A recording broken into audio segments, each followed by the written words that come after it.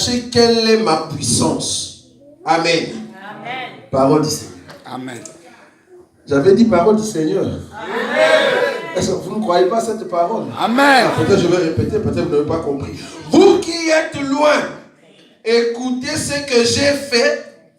Et vous qui êtes prêts, sachez quelle est ma puissance. Amen. Parole du Seigneur. Amen. Ok, nous allons prendre ça rapidement. Alors,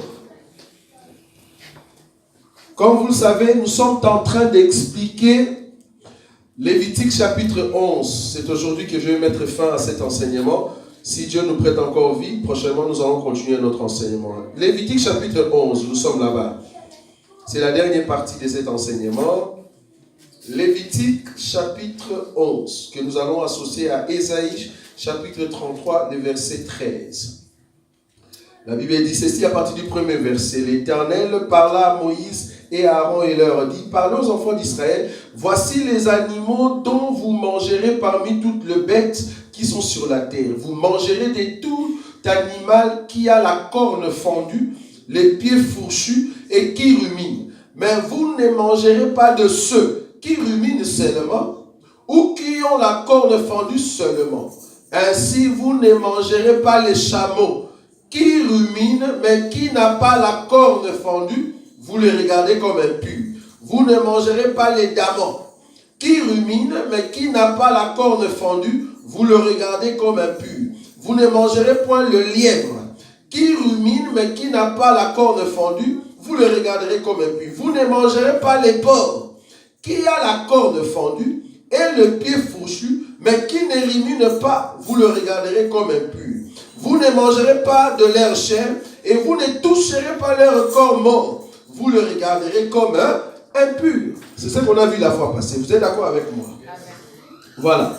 Nous avons dit que nous avons d'abord la corne. Au fait, l'enseignement, c'est voici et voilà l'agneau. Vous êtes d'accord avec moi? C'est la dernière partie. Voici et voilà l'agneau. Donc, premier élément, corne fendue, pied fourchu, et deuxièmement, ruminant. Voilà.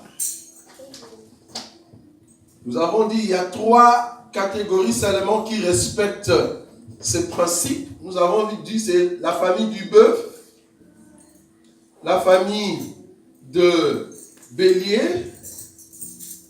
et la famille de bouc. Voilà. C'est ça ce qu'on a dit la fois passée. Alors nous avons dit, nous avons expliqué que quand nous parlons de la corne fendue, en tout cas ça se trouve dans les réseaux sociaux, quand nous parlons de la corne fendue ici, c'est 2 cornes, en tout cas au moins 2 cornes, qui montrent la puissance de la parole et la parole. Nous parlons des pieds fourchus, c'est-à-dire le pied ouvert, qui est au fait la position de prendre ou la possession d'un lieu. Et cette possession n'est rien d'autre aussi le fondement. Or, nous avons dit que notre fondement, c'est le fondement des prophètes et des apôtres. C'est pour cela les pieds est fourchu. Qui dit fourchu, c'est-à-dire fourchette. Donc c'est ouvert. Nous avons dit qu'il faut être ruminant. Ruminant, c'est un animal qui mange le matin et le soir, la nourriture remonte encore et il commence à manger pour la deuxième fois. Ça va? Et c'est là-bas que nous avons dit que tout enfant de Dieu doit être un ruminant. C'est lui qui a d'abord écouté Jésus, c'est-à-dire la parole, et cette parole doit être ruminée par le Saint-Esprit. La parole de Dieu doit transformer nos cœurs par l'aide du Saint-Esprit. Ça va? C'est très important. Et nous avons dit que dans la Bible, les animaux qui ont respecté ces principes, parce que les animaux qu'on mangeait ou on sacrifiait à Dieu avaient ces caractéristiques. Il n'y avait que la famille de bœufs, la famille des béliers, la famille des boucs. Qui dit famille de bœufs, c'est-à-dire il y a bœufs plus vaches avec leurs enfants veaux. La famille du bélier, c'est-à-dire il y a bélier plus brebis et leurs enfants agneaux. Et puis la famille du bouc, il y a bouc plus sa femme chèvre et leurs enfants chèvres. Donc c'est là-bas, tous ces animaux-là, c'était ces animaux seulement qui avaient au fait le droit d'être sacrifiés, en tout cas dans les temples, à part les oiseaux. Et puis la fois passée, le dimanche, pas le dimanche passé, mais l'autre dimanche, nous avons montré que Jésus-Christ, c'est lui le porc. Le porc dont la Bible parle, parce que la Bible dit, vous ne mangerez pas les porcs. Pourquoi? Parce que le porc, c'est un animal qui a la corne fendue, ok, qui a le pied fourchu, ok, mais qui ne rumine pas. Alors Israël ne pouvait pas les manger. Nous avons dit que ce porc n'est rien d'autre que notre Seigneur Jésus, qui est venu en Israël, ayant la puissance de la parole, ayant le fondement. Parce qu'il avait au fait l'explication des prophètes, pas dans sa personne, mais il ne ruminait pas, parce qu'il parlait en parabole. Il ne donnait pas la vie. Du coup, nous avons dit, il n'a pas respecté le troisième élément pour Israël. Mais pour nous, il était notre agneau de Dieu qui ôte le péché du monde. Ça va? Alors aujourd'hui, nous avons touché un élément dans le livre de Ésaïe, chapitre 33, le verset 13. Vous qui êtes loin, écoutez ce que je fais. Et vous qui êtes près, voyez ma puissance. En fait, je suis toujours dans le même enseignement de voici et voilà. S'il faut rappeler, pour ceux qui n'étaient pas là, nous sommes en train d'expliquer Jean chapitre 1. Je crois le verset 29 et le verset 35. Jean-Baptiste a dit, voici l'agneau de Dieu qui ôte le péché du monde.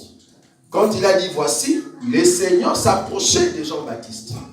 Il a parlé de voici parce que Jésus va prendre le baptême.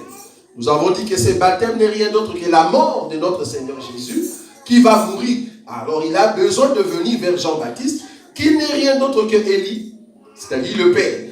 Donc le Père attendait que le Fils vienne au Jourdain afin que le Fils meure. Nous avons dit que le Jourdain c'était la croix.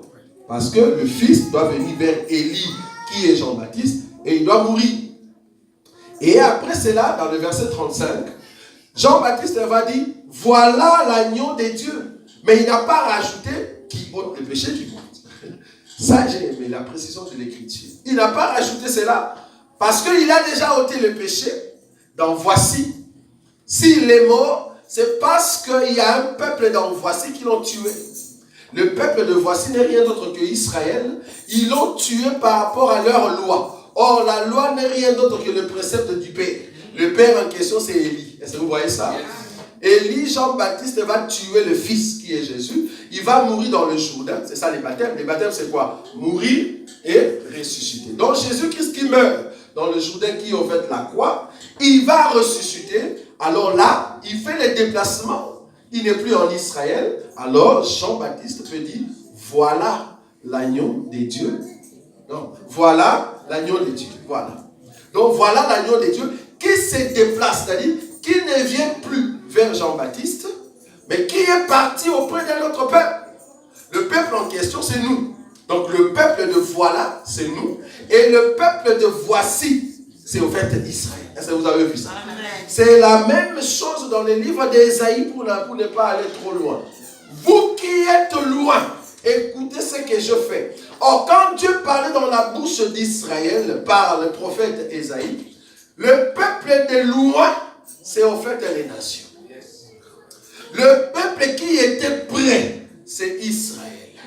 Israël a vu la puissance de Dieu. Nous rentrons là-bas, Ésaïe.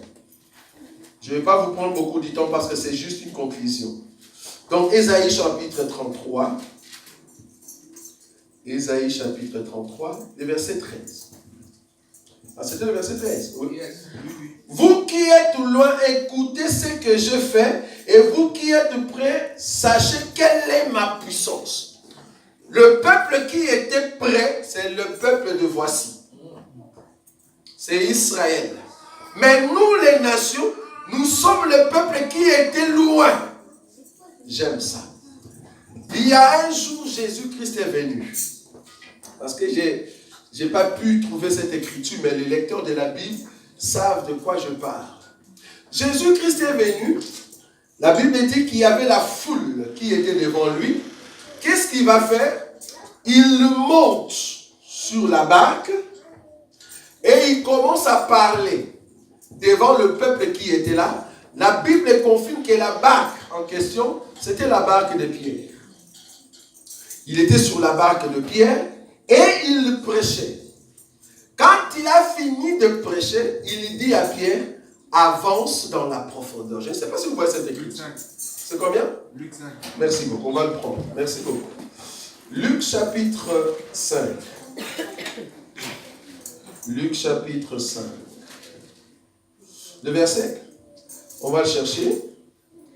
Alors, voilà, à partir du premier verset. Comme Jésus s'est trouvé auprès du lac de Génézareth et que la foule, est-ce que vous voyez ça? Et que la foule s'est pressée autour de lui pour entendre la parole de Dieu. Il vit au bord du lac 2 barques, d'où les pêcheurs étaient descendus pour laver leurs filets. Il monta dans l'une de ces barques qui était à Simon, et il le pria de s'éloigner un peu de terre. J'aime ça. Il le pria de s'éloigner un peu de terre, puis il s'assit. Et de la barque, il enseignait la foule. Est-ce que vous voyez ça? Il enseignait la foule. Lorsqu'il cessait de parler, il dit à Simon, avance en pleine eau et jette vos filets pour pêcher. Amen. Amen. Jésus qui prêche tout près de la terre, bien qu'il s'avance un peu dans la mer, mais il est tout près de la terre, parce qu'il était sur la terre, et il vient monter dans la barque, il demande que la barque bouge juste un tout petit peu, et il commence à parler à la foule. Après avoir parlé à la foule, dans la même barque, il dit à celui qui était là, c'est-à-dire Simon, avance avec moi vers la profondeur.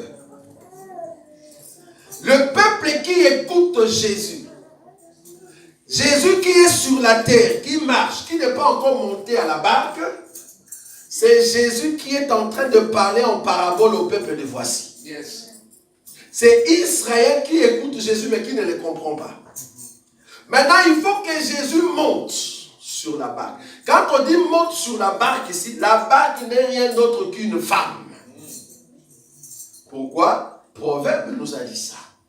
Or, Jésus va monter sur une femme, n'est rien d'autre que la croix.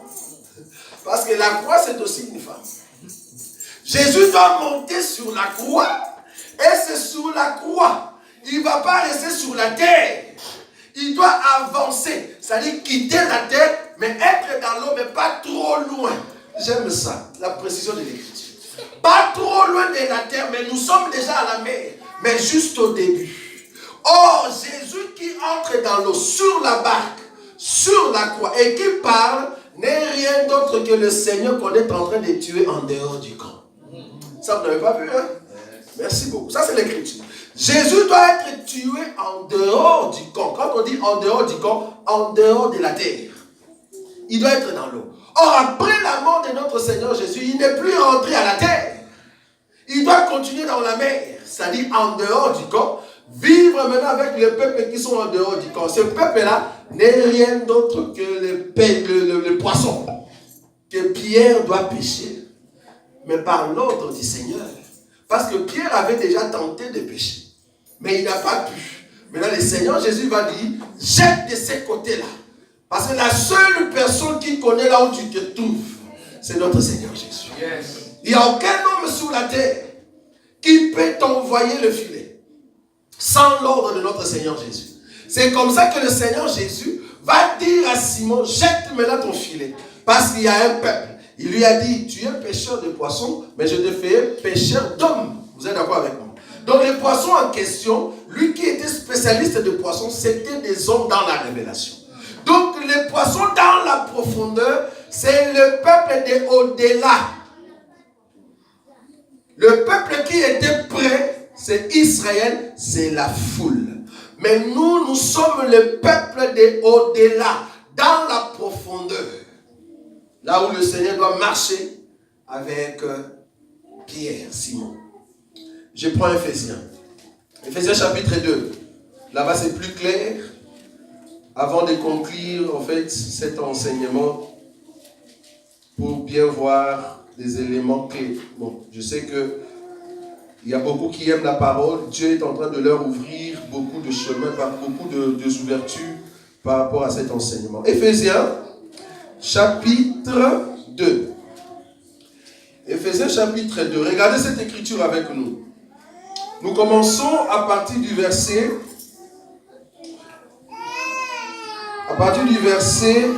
14. Regardez avec nous cette écriture. La Bible dit ceci.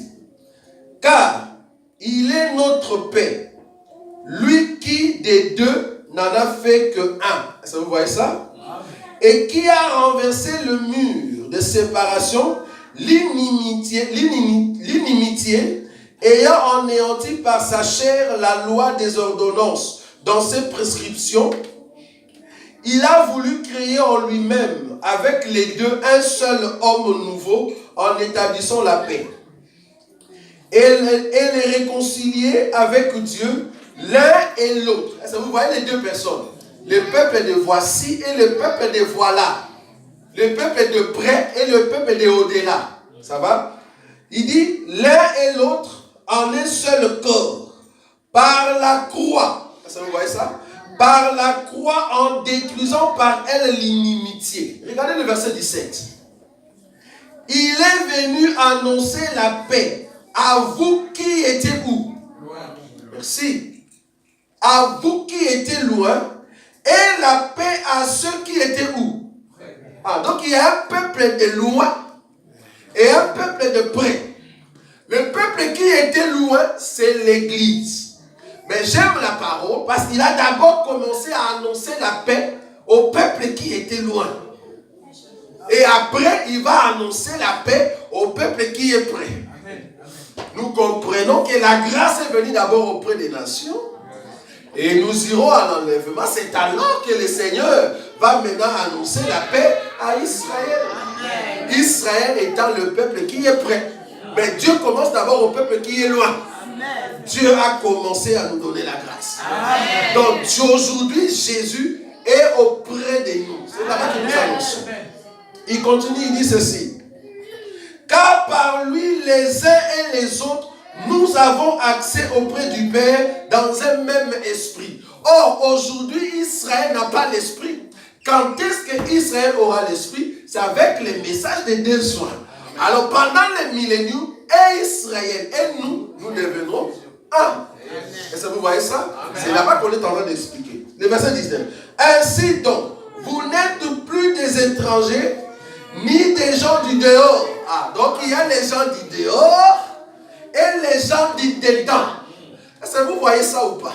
Quand la Bible dit, Jean a vu un livre qui était écrit dans le dedans et du dehors. C'est un livre qui consiste en deux peuples.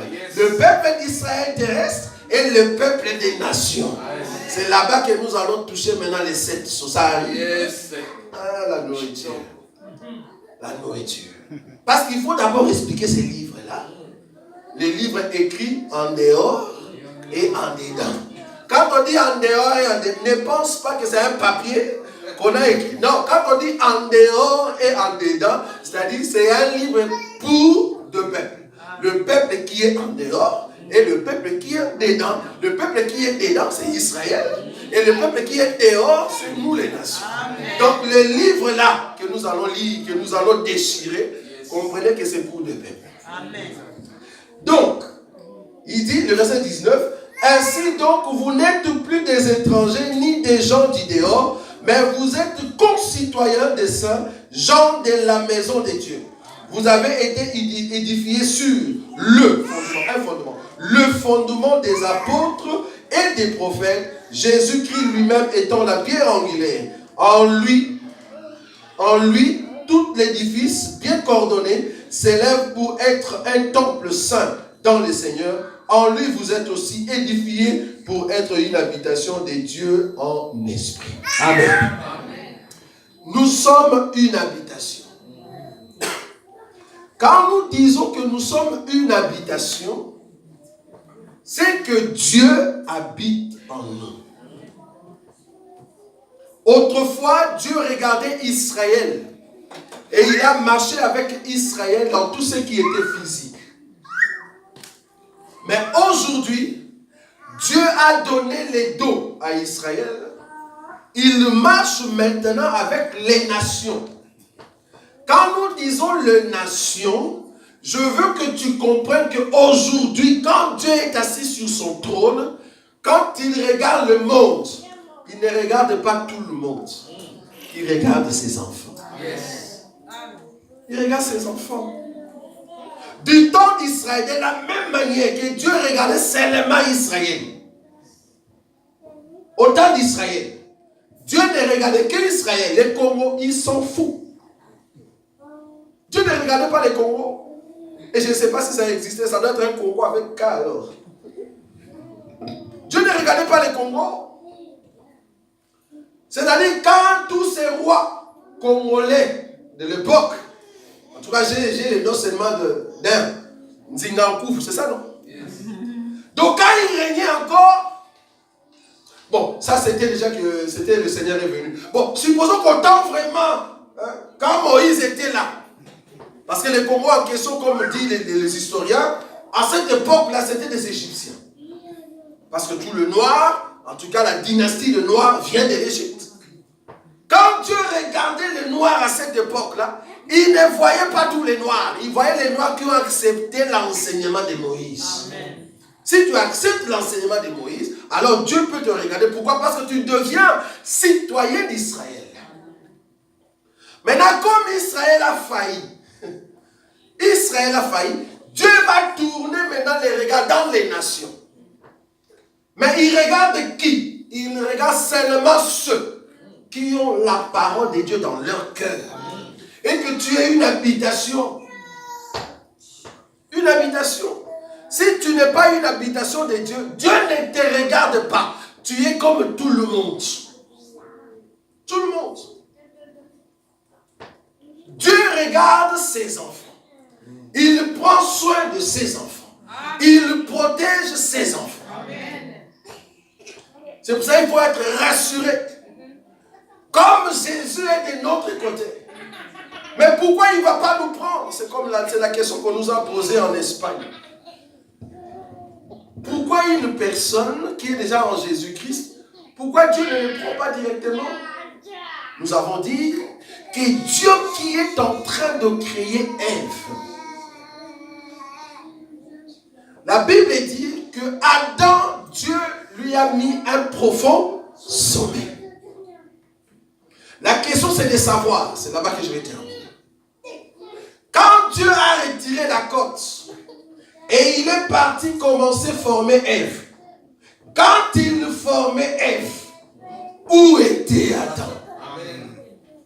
Si tu regardes en Genèse, tu ne trouveras pas. N'allez pas chercher là-bas, tu n'auras pas la réponse. Cherche dans la Bible. Quand Dieu créait Ève, où s'est trouvé Adam, tu ne vas pas trouver dans les Écritures. Il faut être l'aigle qui va monter dans la chambre, demander à l'homme, parce que celui qui peut avoir la révélation n'est que la femme de celui qui donne la révélation. Nous avons compris, de la même manière qu'Adam, qu'on a retiré la côte pour créer Ève, le deuxième Adam a fait le même mouvement. C'est-à-dire, dormir c'est mourir. Donc il est mort à la croix pour que Ève sorte. Ok. Quand il est mort à la croix pour que Ève sorte, c'était ça le sommeil. Vous êtes d'accord avec moi? Mais après, la Bible dit, lui qui a le pouvoir de donner sa vie et de la reprendre, il doit normalement être ressuscité. En d'autres termes, il doit se réveiller. Mais pour aller où? Pour aller s'asseoir à côté du Père en attendant que l'Église est en train d'être formée. Donc Adam était rappelé. Quand Dieu était en train de faire Ève, Adam voyait. Maintenant la formation de Ève se passe comment? Si on te pose comment est-ce que Dieu a créé Ève? Il y a des questions qu'on peut vous poser. Vous dites, à partir d'aujourd'hui, je ne prêche plus. Parce que ce sont des questions difficiles. Mais si vous avez les deux temps, vous savez répondre. Comment est-ce que Ève était créée? Ah ok. Si dans l'écriture, je ne vois pas Ève physique, je viens voir Ève spirituelle. Yes.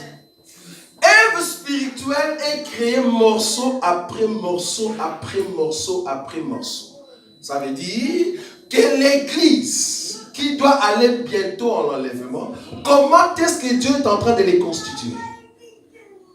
Dieu va d'abord prendre les Daniel, il amène à maturité, il les tue. Et vous savez que c'est notre Père qui nous tue. Ça, vous le savez, non? Parce que nous avons un Père qui mange ses enfants.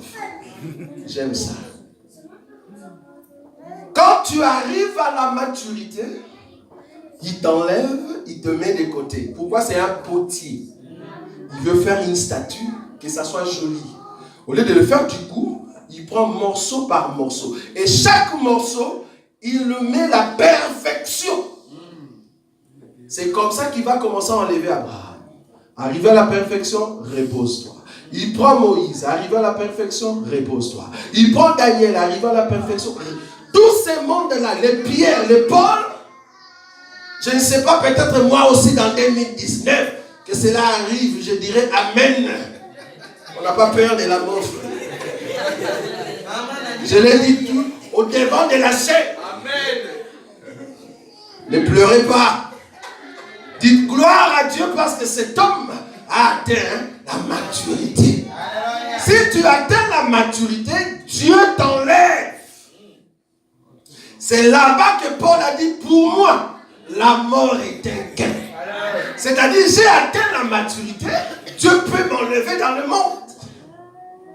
Et quand tous les membres seront dans la perfection, Dieu va attendre le petit nombre, ou les derniers membres, qui sera la perfection, il va rajouter à l'ensemble qui se repose.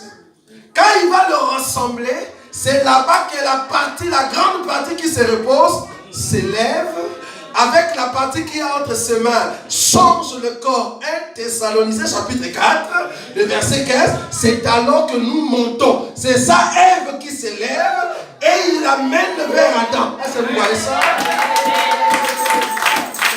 Il l'amène vers Adam. C'est là-bas que le Seigneur va nous voir et il dit, voici cette fois, os de mes os, chair de ma chair. C'est là-bas que nous avons affaire.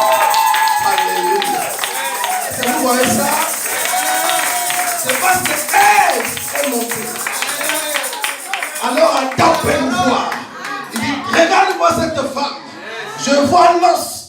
Je vois le fondement. Si vous n'avez pas de fondement, tu es un fantôme. Tu n'as pas d'os. On doit voir l'os.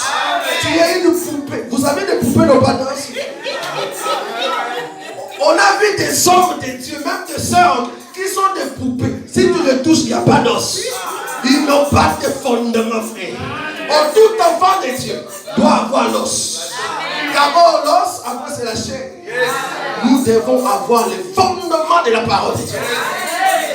Dieu va prendre Ève qui est mature. Parce que vous avez le fondement. C'est comme ça qu'il va nous amener, comme Isaac, qui va prendre Rebecca. Il va le prendre et l'amener dans la chambre de sa maman. J'aime ça. Pas la chambre de papa. Il faut préciser ça. La Bible dit Isaac a pris Rebecca, il l'a amené pour l'embrasser pour la première fois. On s'embrasse dans la chambre de maman, pas dans la chambre de papa. Jésus va nous amener pour vous dire l'enseignement que je vous ai donné. Parce que maman, c'est l'enseignement, ça vous savez. L'enseignement que je vous ai donné, c'était pour vous montrer mon amour. C'est là-bas que nous le verrons tel qu'il est. Parce que nous recevons l'enseignement de la vie. Vous voyez ça? C'est ça l'amour. Un Dieu grand. Et j'aime beaucoup dans le livre d'Ésaïe, la Bible dit, s'il nous a cachés dans la chambre de la mère, c'est parce qu'il ne veut pas que la femme voie la colère. Parce que nous avons un mari très colérique. Un mari très colérique. Bon, je ne dis pas que vous soyez colérique avec vos femmes. Non. Soyez comme normal. Mais notre mari est colérique, mais il respecte sa femme. Il est lent à la colère. Riche en bonté. Il est là pour quoi? Pour qui? Pour sa femme. C'est pas pour tout le monde. Mais quand la femme va se cacher, c'est là-bas qu'il dit, oh non ma chérie, repose-toi. Ah, tu vas où? Repose-toi, j'arrive. Parce que je dois traiter des problèmes sur terre. Et là, nous restons dans l'amour, dans la joie. C'est alors que le mari va se fâcher. Il ne veut pas que nous puissions voir sa colère. C'est un mari qui nous dit. Nous sommes le peuple de voilà. Un peuple que Jésus a déjà payé le rançon et il vient auprès de nous afin de nous donner la vie. Et là, nous sommes en train d'aller perfection, vers perfection, vers perfection. La Bible dit des mieux en mieux. Est-ce que vous voyez ça? C'est pour ça que quand vous écoutez la parole de Dieu, un conseil pour la fin de cette année. Durant toute l'année de 2019, à chaque fois que vous écoutez un homme ou une femme, dis-toi, est-ce que ce que j'écoute vient de la parole du Seigneur ou de Satan? Ne donnez pas votre oreille à n'importe qui. Donnez l'oreille à Jésus. C'est lui qui vous apporte la sémence de Jésus. Dites oui, amen. Mais si la parole ne vient pas de Dieu, ne l'accepte pas. Ne l'accepte pas. C'est pour cela que nous avons dit l'année 2019, ça sera une année où nous allons vraiment proclamer la puissance de la vérité. Amen. La puissance de la vérité est la vérité. Amen. Il y a des portes qui s'ouvrent et nous étions étonnés, si je peux témoigner, permettez-moi, nous étions étonnés de voir comment le peuple a soif de la vérité en Espagne. Je vous dis, nous sommes arrivés, c'était un vendredi. Le premier jour, je parlais de ce que je viens de parler maintenant. Mais le deuxième jour, nous avons touché sur le mariage. Vous savez les témoignages que nous avons reçus? C'est-à-dire les églises qui sont à Bilbao, là où se trouve notre frère Roger Mobembo, avec l'homme de Dieu Eddy.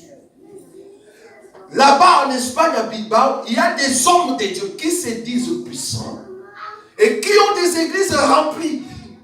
C'est pour cela, ce n'est pas parce que l'église est remplie que Dieu est là-bas. Non. On s'en fout des noms. Nous, qu'est-ce que tu dis de la part de l'époux? Est-ce que c'est juste oui ou non? Si ce n'est pas juste, nous n'allons pas t'écouter. Même si tu as 40 millions d'hommes qui te suivent. On s'en fout. Il y a des églises qui sont remplies, mais ils ne disent pas la vérité. Comment? C'est-à-dire dans ces églises, tu vas voir des sœurs qui chantent, de frères qui travaillent dans des modérations, de frères qui font de services onctionnés. C'est-à-dire quand il y a la prière, même les sœurs qui sont là-bas parlent en langue. Et des protocoles entrent en transe. Tu dis, waouh, il y a l'onction de Dieu ici. Mais quand